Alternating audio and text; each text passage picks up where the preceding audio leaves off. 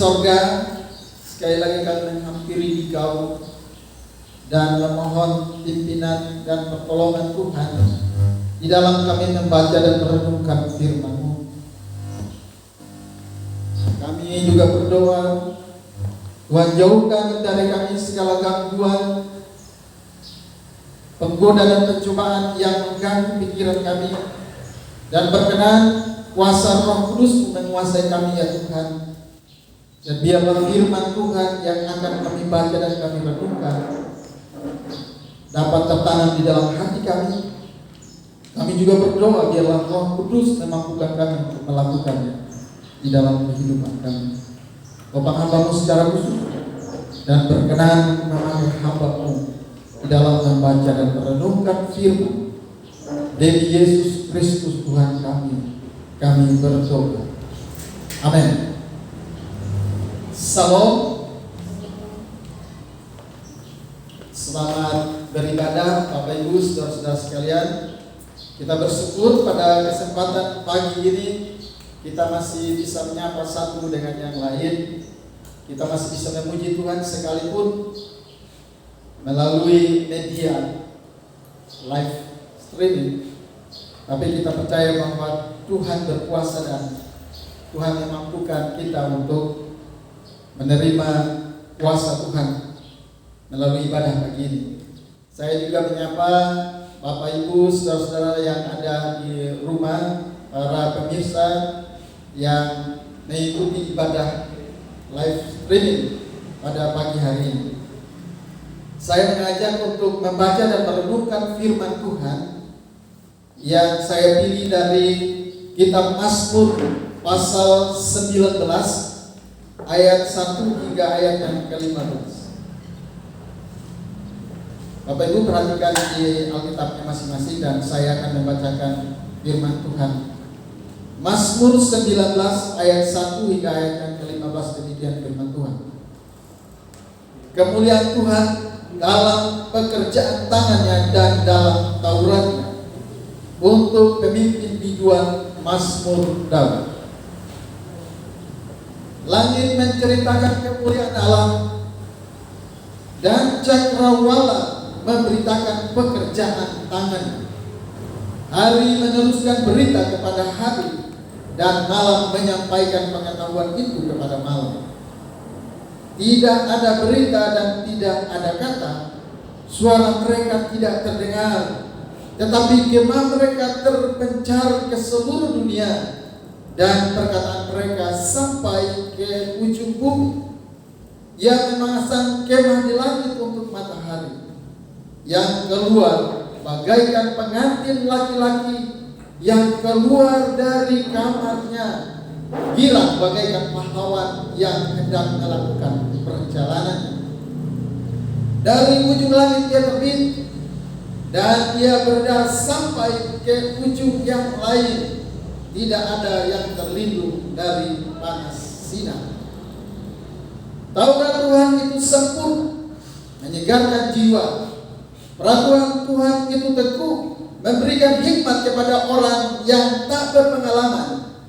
Titah Tuhan itu tepat, menyukakan hati. Perintah Tuhan itu murni, membuat mata bercahaya. Takut akan Tuhan itu suci, tetap untuk selamanya. Hukum-hukum Tuhan itu benar, adil semuanya.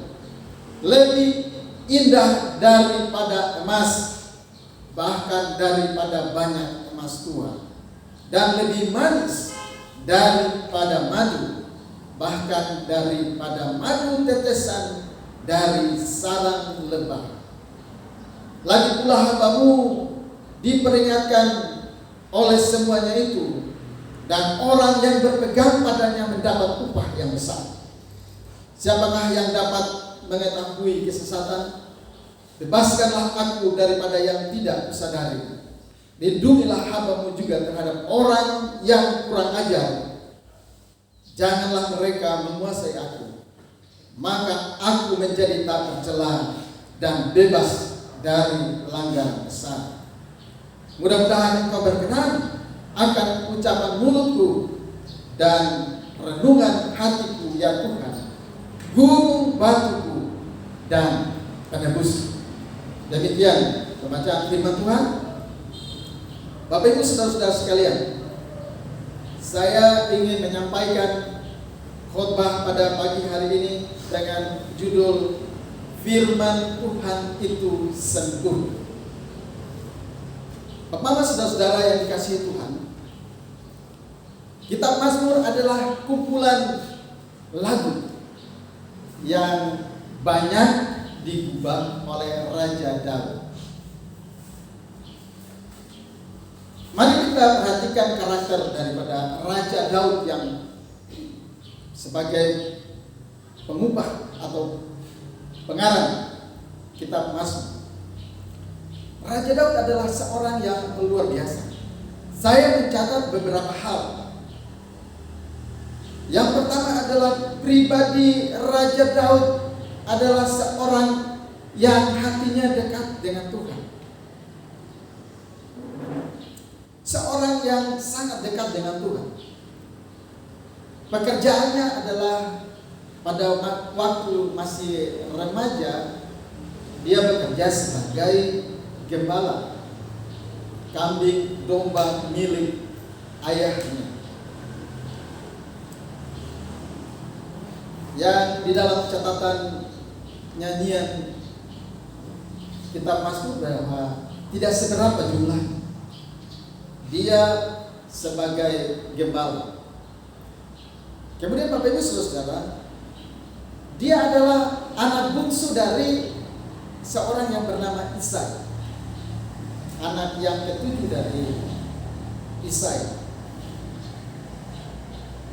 Kambing domba milik ayahnya yang tidak seberapa, tetapi dia menjaga, memelihara kambing domba itu di padang di Bethlehem Efrata.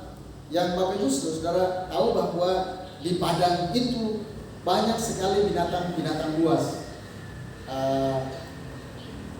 serigala, singa yang seringkali memangsa kawanan kambing dan domba yang Daud gembalakan. Dan catatan Alkitab menjelaskan bahwa Daud dengan kecakapannya, kemampuannya, dia merebut kambing domba yang diterkam oleh singa atau serigala itu, dan dia melepaskan itu dari rahang singa dan serigala itu. Dan Bapak Ibu saudara, saya ingin katakan bahwa rupanya kehidupan Raja Daud pada waktu masa remaja tidak begitu indah seperti anak-anak kebanyakan. Karena bayangkan bahwa kambing domba yang tidak seberapa itu, rupanya Isai lebih sayang kepada kambing domba itu dibandingkan anak bungsunya. Sehingga dalam satu catatan Kitab Mazmur bahwa sekalipun orang tuaku meninggalkan aku, tetapi Allah menyambut aku. Ini adalah ungkapan hati daripada Raja Daud yang hatinya begitu melekat dengan Tuhan, yang bergaul karib dengan Tuhan. Sehingga pada waktu di padang ketika dia menggembalakan kambing domba, ada waktu-waktu luang, dia menuliskan lagu-lagu pujian yang sangat terkenal, dinyanyikan sepanjang masa. Pada waktu bangsa Israel menyanyikan itu, bahkan sampai dengan hari ini ada begitu banyak pujian-pujian yang digubah dari Kitab Mazmur yang adalah Daud sebagai pengarangnya. Jadi Daud itu begitu akrab dengan Tuhan. Pribadi yang berikut yang saya catat dari Daud adalah dia adalah seorang yang tidak menyimpan dendam, seorang yang pemaaf. Ya Bapak Ibu saudara, ketika Samuel datang untuk menemui anak-anak Isai dan akan mengurapi menjadi raja, catatan Alkitab jelas bahwa Daud diurapi menjadi raja pada waktu masih belia, masih remaja, memiliki legalitas rohani urapan Tuhan atas dirinya sebagai seorang raja Israel. Dan perjalanan waktu ketika dia berada di istana Israel yang waktu itu Raja Saul sebagai pemimpin bangsa Israel, dia sering kali menghadapi tekanan daripada Raja Saul. Tetapi jelas dikatakan bahwa Daud memiliki hati yang pemaaf, pemurah, yang luar biasa. Berkali-kali dia berusaha untuk dibunuh, dia dilepaskan oleh Tuhan dan memiliki kesempatan untuk membunuh Raja Saul, tetapi dia tidak melakukannya. Inilah pribadi Raja Daud yang luar biasa, pribadi yang tidak menyimpan dendam. Hal yang ketiga yang saya catat dari pribadi Raja Daud, dengan kebaikan hatinya, dengan kemurahan hatinya, dengan hati yang pemurah, pemaaf, tetapi Alkitab juga mencatat dengan jujur bahwa Daud bukan orang yang tidak luput dari kesalahan, tidak luput dari dosa. Pada waktu dia sudah menjadi raja, dia memiliki keinginan hatinya untuk memiliki seorang perempuan yang bernama Batseba. Dan Bapak Ibu Saudara-saudara, saya menyelidiki Daud adalah seorang yang memiliki kejahatan yang sangat luar biasa. Nafsu untuk memiliki Batseba, kemudian merencanakan untuk membunuh suami daripada Batseba, Uria. Bapak Ibu, kalau perhatikan di dalam Alkitab, Daud merencanakan suatu pembunuhan yang sangat keji terhadap suami daripada Batseba karena keinginannya untuk memiliki Batseba. Bayangkan suatu ketika dia menyuruh panglima perang untuk menyuruh Uria kembali ke rumahnya. Pada waktu bangsa Israel, tentara-tentara Israel mempertaruhkan nyawa mereka untuk mempertahankan kedaulatan kerajaan Israel, dia menyuruh seorang tentara yang bernama Uria untuk pulang ke rumahnya karena dia sudah melakukan tindakan yang tidak berkenan dengan istrinya, yaitu Batseba. Dan Uria, Bapak Ibu Saudara, seorang tentara yang sangat loyal terhadap Daud. Dia tidak ingin untuk pergi ke rumahnya. Alkitab mencatat dengan jelas, dia mengatakan bahwa bagaimana mungkin saya pulang ke rumah dan bersenang-senang dengan istri saya sementara teman-teman saya di medan pertempuran mempertaruhkan nyawa mereka untuk kejayaan Israel. Tapi Bapak Ibu Saudara tahu bagaimana Daud merencanakan pembunuhan ini. Dia menulis surat kepada Yoab, panglima tentara Israel, untuk menempatkan Uria pada barisan depan pertempuran yang sengit dengan tujuan untuk membunuh Uria. Tapi Ibu Saudara, saya menemukan ini catatan yang sangat-sangat keji dari seorang yang bernama Daud. Tetapi Bapak Ibu Saudara-saudara, di dalam Alkitab selalu menjelaskan pada waktu raja-raja Israel hidupnya benar, dicatat di dalam Alkitab, mereka melakukan tepat benar seperti yang dilakukan oleh Daud. Apa yang menjadi rahasianya di sini? Daud melakukan sebuah pelanggaran, tetapi apa yang saya temukan bahwa Daud memiliki hati yang luar biasa ketika ia mendengar firman Tuhan, ia mendengar teguran dari Nabi Nathan menegur dia, dan dia menerima itu, mendengarnya. Dan Bapak Ibu Saudara, kitab Mazmur menuliskan bahwa Tuhan itu panjang sabar, kasih setianya setinggi langit dari bumi, sejauh timur dari barat. Pelanggaran-pelanggaran kita itu dibuang ke dalam tubir laut yang paling dalam. Daud melakukan itu. Pada waktu dia ditegur dan dia mendengarkan Dia menyesal.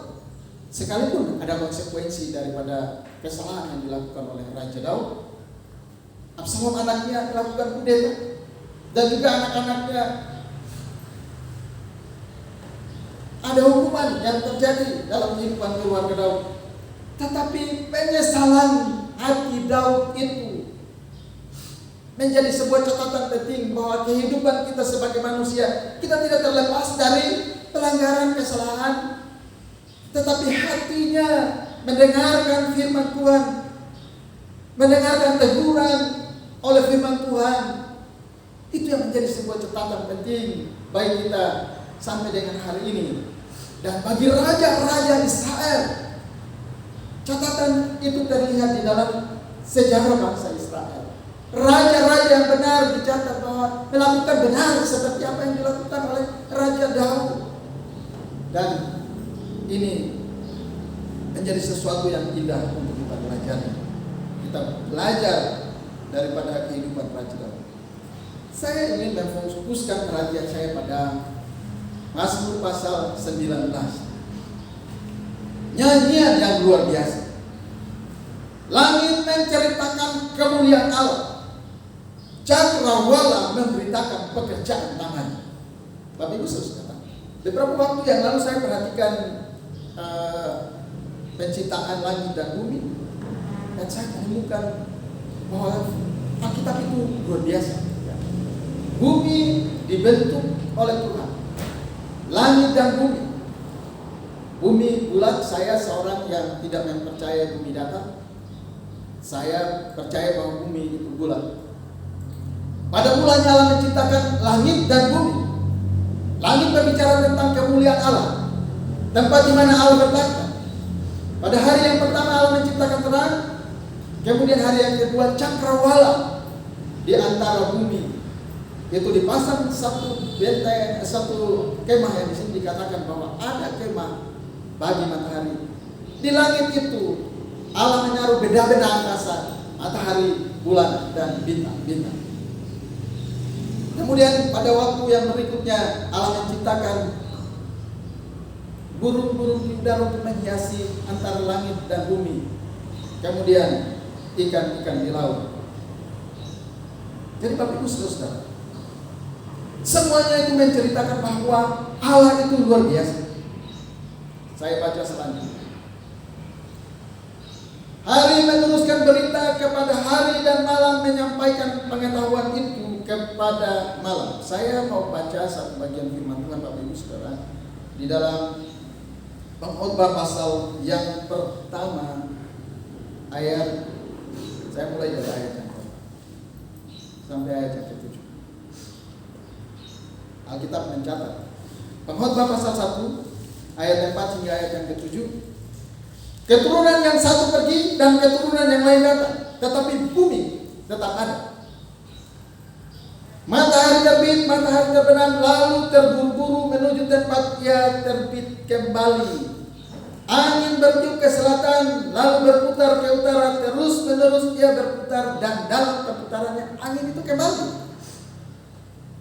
Semua sungai mengalir ke laut, tetapi laut tidak juga menjadi penuh.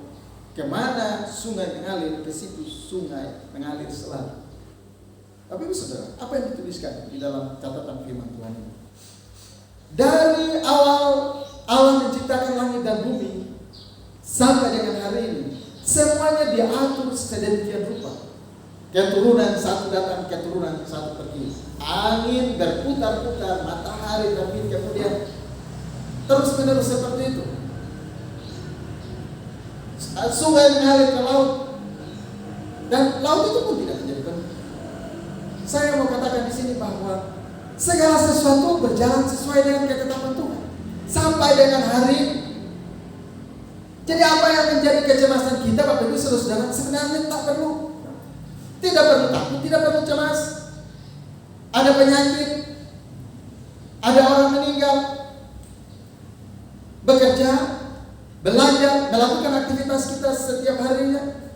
Karena memang Tuhan sudah menentukan semuanya itu dengan indahnya, dengan teraturnya, untuk kemuliaan bagi nama Tuhan. Jadi Bapak Ibu saudara-saudara sekalian, saya ingin menyampaikan bahwa mari kita jalani kehidupan kita, bersyukur dan menikmati apa yang kita miliki. Kita menjalaninya. Tidak perlu cemas, tidak perlu khawatir. Karena semuanya Tuhan sudah ada. Semuanya diatur oleh Tuhan untuk memuliakan nama Tuhan, untuk keagungan bagi namanya. Ini adalah sebuah nyanyian yang dahsyat, yang luar biasa. Saya baca selanjutnya. Ayat yang kelima, ayat yang keenam. Dari ujung langit ia terbit dan ia berdar sampai ke ujung yang lain. Tidak ada yang terlindung dari panasnya matahari. Ya, Bapak Ibu saudara, kalau kita memperhatikan Mazmur, ada penekanan-penekanan kata yang disampaikan berulang-ulang. Itu membuktikan Allah menggunakan penulis kitab Mazmur untuk menyampaikan bahwa firman Tuhan itu murni kuat. Ayat yang ke-8. Taurat Tuhan itu sempurna, menyegarkan jiwa. Peraturan Tuhan itu teguh, memberikan hikmat kepada orang yang tak berpengalaman. Kalau di dalam Amsal, dialah orang yang tak berpengalaman, menimba ilmu, menimba hikmatnya, supaya dia dapat hidup, dia dapat kuat. Tinta Tuhan itu tepat, menyukakan hati. Perintah Tuhan itu murni, membuat mata bercahaya. Bapak Ibu saudara, saya baru saja menonton satu YouTube dari stand up comedy Mongol yang orang Manado itu. Saya nanti akan share di grupnya DKI. Luar biasa. Dia menyatakan tentang kesaksian bahwa dia seorang anak muda yang dulu pernah menyembah setan, kemudian bertobat. Dan sekarang Bapak Ibu saudara-saudara, dia melihat bahwa anak-anak muda punya tren-tren tersendiri, mengikuti tren yang ada. Kemudian pengajar-pengajar juga ingin untuk menarik mereka masuk di dalam kelompok-kelompok pembinaan. Bapak Ibu saudara, memang itu adalah satu strategi kontekstual dan itu penting. Tapi saya mau tekankan di sini bahwa firman Tuhan harus ditekankan, harus diajarkan. Kita harus mengerti bahwa Taurat itu murni. Di sini dikatakan bahwa ia lebih indah dari emas, lebih manis dari madu. Ya, kita tahu bahwa emas itu adalah logam yang paling mulia, logam yang paling indah. Tidak ada yang lebih indah daripada emas. Karena itu di dalam penglihatan Rasul Petrus, dia menggambarkan bahwa surga jalan-jalannya terbuat dari emas. Kemudian juga lebih manis daripada madu, firman Tuhan. Karena itu Bapak Ibu saudara, mari kita fokuskan perhatian kita kepada firman Tuhan di dalam kehidupan kita. Dan puji Tuhan bahwa nyanyian Mazmur Daud menggambarkan, dia nyanyikan firman Tuhan itu sempurna. Dia mengalaminya, dia merasakan bagaimana proses dalam kehidupannya sebagai seorang anak remaja yang hidup di padang, hidup dengan bahaya-bahaya. Tetapi Tuhan melihat apa yang ada di dalam hatinya dan menempatkan dia menjadi seorang raja bagi bangsa Israel. Terlepas daripada itu, tadi saya sudah katakan bahwa ada sisi-sisi kelemahan daripada Raja Daud, tetapi hatinya terpaut kepada Tuhan, mendengarkan teguran, mendengarkan nasihat. Tuhan memulihkan, dan dia menuliskan kitab Mazmur ini menjadi sebuah catatan penting dalam kehidupan kerohanian kita, bahwa firman Tuhan itu yang menjadi kekuatan bagi kita untuk menghadapi situasi apapun di dalam dunia ini, dalam kehidupan kita. Bapak saudara-saudara sekalian, tadi saya sudah katakan bahwa jalan kehidupan ini dengan bersyukur, menikmati apa yang Tuhan Tuhan anugerahkan kepada kita dengan ucapan syukur. Dan yang kedua adalah menerima firman Tuhan sebagai kekuatan kita untuk mengubah hidup kita, untuk menjalani perjalanan kehidupan kita di dalam dunia ini. Saya akan mengakhiri khotbah pada pagi hari ini. Saya ingin untuk menyampaikan satu kesaksian yang saya alami dalam kehidupan saya. Bapak Ibu Saudara, tahun 2020 ketika COVID-19 terjadi kelesuan ekonomi di mana-mana. Orang mau berbisnis pun takut. Ada kecemasan, ada ketakutan di mana-mana.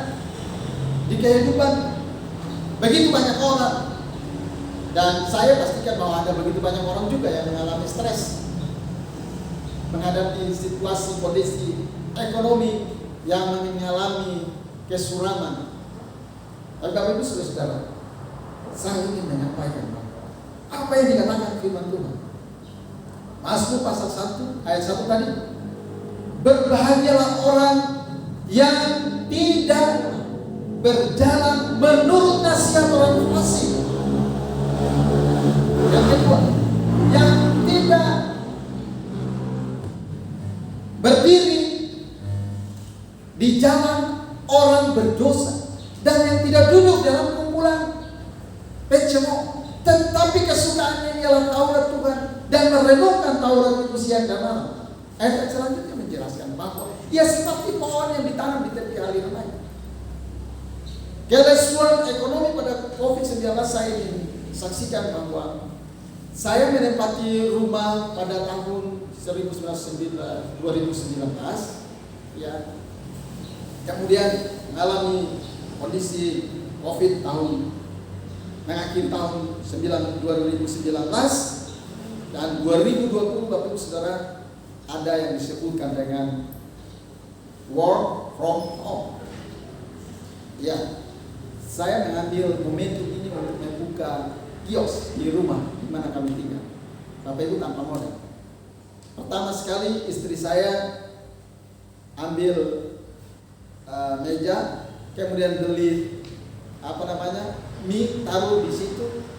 Kemudian saya melihat, loh, kok terjadi pertambahan yang luar biasa. Pada waktu work from home di bulan Maret tahun 2020, akhirnya omset penjualan semakin naik setiap hari Bapak Ibu Saudara. Pagi saya belanja dengan modal sedikit karena memang tidak ada modal, 200.000 mungkin. Kemudian siang belanja lagi, sore belanja lagi, malam bisa belanja lagi. Itu terus-menerus pada waktu COVID tahun 2020 itu Bapak Ibu Saudara. Nah, pada bulan Juli, saya ingat persis bahwa tanggal 15 Juli terjadi sebuah perubahan, yaitu new normal. Saya berdoa kepada Tuhan Bapak Ibu Saudara. Pada momentum-momentum seperti ini, apa yang saya lakukan? Karena waktu itu saya tidak punya penghasilan. Saya tidak punya penghasilan. Tuhan berikan hikmat kepada saya Bapak Ibu Saudara. Dengan modal kios yang sudah mulai banyak, kemudian saya membeli gula pasir dalam jumlah yang banyak. Waktu itu Bapak Ibu Saudara, jumlah tidak terlalu banyak, 10 karung Bapak Ibu. Dan setiap hari saya menjual eceran di sekitar Belos sampai ke sekitarnya dan sampai ke bawah Bapak Ibu Saudara. Dan Bapak Ibu, di tengah-tengah kelesuan ekonomi, Tuhan yang berkati luar biasa. Dan target saya adalah tahun 2020 saya membeli mobil dengan awal dari keuntungan yang sederhana itu, dari modal yang ada dari kios itu, dengan itu sampai pada akhirnya saya dapat DP untuk membeli mobil pada kelesuan ekonomi pada waktu itu dan sampai hari ini. Jadi Bapak Ibu Saudara, saya ingin pastikan kepada Bapak Ibu Saudara bahwa apa yang dituliskan di dalam firman Tuhan itu ya dan benar itu adanya. Berbahagialah orang yang tidak,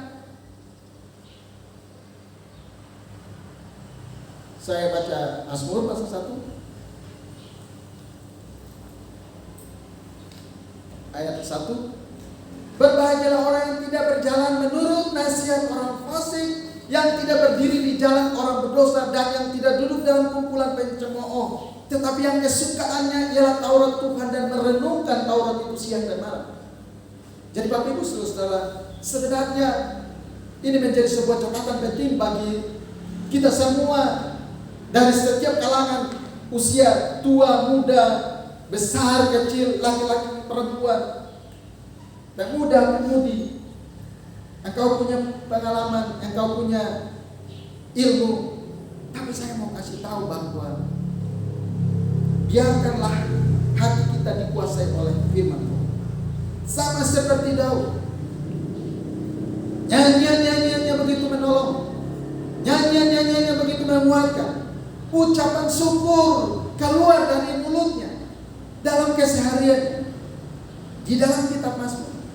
Dan dia menuliskan itu pada saat-saat yang genting, Bapak Ibu Saudara. Pada saat-saat yang susah, sulit. Apalagi dituliskan, sekalipun orang tuaku meninggalkan aku, tetapi Tuhan menyambut aku. Sekalipun dosaku merah seperti kain kermis, tetapi dia membuat itu menjadi putih seperti salju, karena dia punya pengalaman itu, Bapak Ibu Saudara. Dia jatuh di dalam dosa, tetapi dia bangkit kembali. Dia menyerahkan hidupnya kepada Tuhan, dan dia membuktikan bahwa langit dan bumi diciptakan Tuhan untuk menceritakan tentang kemuliaan-Nya. Kehidupan kita dibuat Tuhan sedemikian rupa, dalam susah senang, dalam kekurangan, dalam kelimpahan, semuanya diciptakan Tuhan untuk kemuliaan bagi nama Tuhan.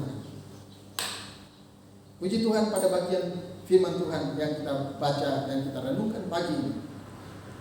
Kita renungkan itu. Firman Tuhan itu sempurna, tidak ada kurangnya. Ya. Lengkap, sempurna, menyukakan hati, membuat wajah bercahaya, membuat kita menjadi ceria. Sekalipun 10.000 rebah orang-orang mengalami kesuatan, tetapi kita seperti pohon yang ditanam di tepi aliran. Hidup kita menjadi berkat, hidup kita menceritakan tentang kemuliaan Tuhan. Dan ingat, ucapan syukur selalu keluar dari mulut kita, karena Tuhan menyertai kita. Hidup kita menjadi kesaksian bagi banyak orang. Hidup kita menjadi tanda bahwa kita dipakai Tuhan untuk menceritakan tentang kemuliaan. Bagian yang terakhir saya bacakan, Mazmur pasal yang ke-19 ayat yang ke-12 dan seterusnya. Siapakah yang dapat mengetahui kesesatan? Bebaskanlah aku dari apa yang tidak kusadari. Luar biasa. Bebaskanlah aku dari apa yang tidak kusadari. Dalam perjalanan mungkin kita pernah jatuh, tetapi kita selalu berlindung pada Tuhan. Lindungilah hamba-Mu juga terhadap orang-orang yang kurang ajar. Janganlah mereka menguasai aku, maka aku menjadi tak bercela dan bebas dari pelanggaran besar. Karena Daud pernah mengalami itu. Karena Daud pernah mengalami sampai terjadi sesuatu yang tidak enak dalam kehidupan keluarganya. Anak yang dikandung Batseba itu meninggal, ya. Dan anak-anaknya, silakan perhatikan di dalam hati. Tetapi dia menerima teguran dari Tuhan, belajar dari firman Tuhan untuk menegurnya. Dan dia katakan, lindungilah hamba juga terhadap orang-orang yang kurang ajar. Janganlah mereka menguasai aku, maka aku menjadi tak bercela dan bebas dari pelanggaran besar. Ya, saya mau katakan Bapak Ibu Saudara, tidak ada orang yang kuat untuk bertahan menghadapi gelombang dunia ini. Masalah-masalah yang datang sini berganti, apalagi soal ekonomi. Bapak Ibu Saudara, Tidak ada orang yang kuat. Tetapi doa kita, lindungilah. Artinya apa? Bersyukur senantiasa di dalam hidup ini, menikmati kehidupan ini dan ucapan syukur. Ayat yang ke-14. Mudah-mudahan engkau berkenan akan ucapan mulutku dan renungan hatiku ya Tuhan, gunung batuku dan penebus. Saya bersyukur Bapak Ibu Saudara, seorang raja yang besar, tapi memiliki kerendahan hati yang luar biasa. Seorang raja yang besar, kekuatan ada dalam diri. Ada waktunya untuk dia memerintah di Israel. Dia tidak dikuasai oleh hawa nafsunya untuk merebut kekuasaan itu, tapi dia menunggu waktu.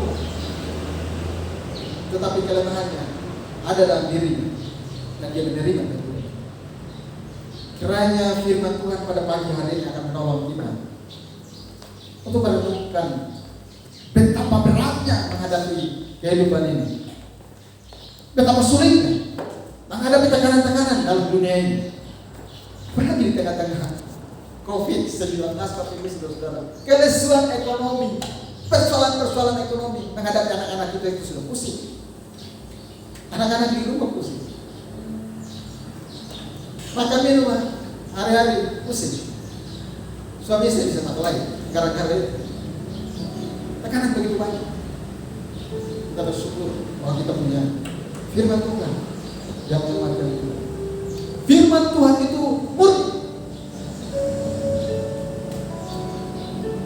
Mari kita menaikkan satu pujian. Betapa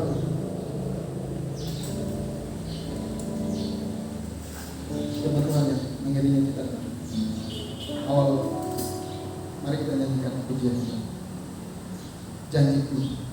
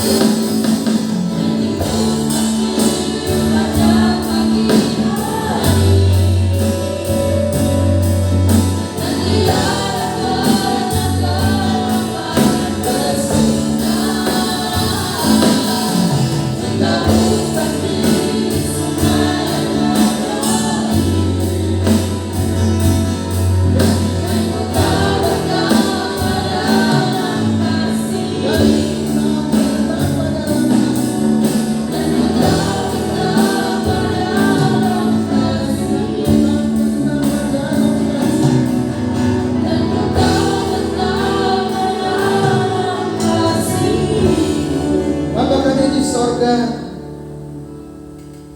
Kami menyadari bahwa dalam kehidupan kami lemah sebagai manusia yang terkadang jatuh di dalam godaan dunia ini. Apalagi di tengah-tengah situasi yang sulit. Pandemi COVID-19 bukan saja memperoboti kesehatan kami, tapi ekonomi kami, pekerjaan, semua usaha kami menjadi lesu. Tapi kami percaya akan janji-Mu, janji Tuhan. Firman Tuhan itu lebih indah daripada emas, lebih manis daripada manis.